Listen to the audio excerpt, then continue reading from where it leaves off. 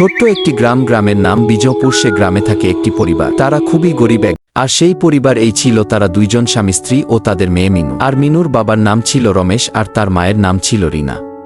কি গো, আজকে কাজে যাওনি? না গো, আজকে শরীরটা একটু খারাপ লাগছিল।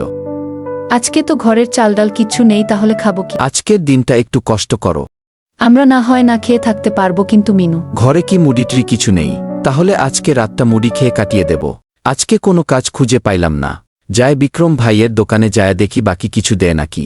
কি অবস্থা রমেশ ভাই? আমাদেরও আবার অবস্থা। কেন ভাই, কি হয়েছে? ভাই আমাদের বাকি চাল আর ডাল দেন তো। দিচ্ছি, দাঁড়াও।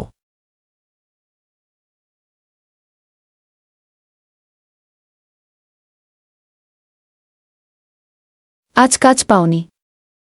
আজকে কোনো কাজ খুঁজে পাইলাম না। এরকমভাবে আর কতদিন?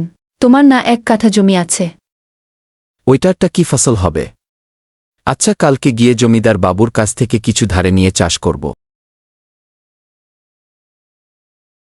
আদাব জমিদার বাবু। জমিদার বাবু, আমাকে কিছু ধার দেন, সময় হলে ফেরত দিয়ে দেব। কেন, তুই নিয়ে কি করবি? আমার 1 কাঠা জমিন আছে, সেটা চার্জ করুন।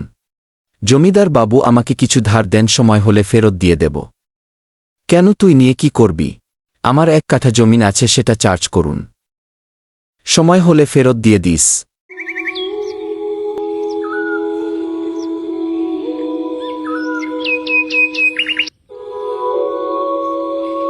কি গো, জমির কি অবস্থা? এই তো জমিদার ধান লাগায় আসলাম, এখন সব উপরওয়ালা হাতে।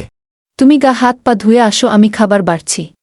তারপর 1 মাস কেটে যায়, তারা অনেক বড়লোক হয়ে গেছে। এই গল্প থেকে প্রমাণ হয় যে কখনো হাল ছেড়ে দিলে চলবে না।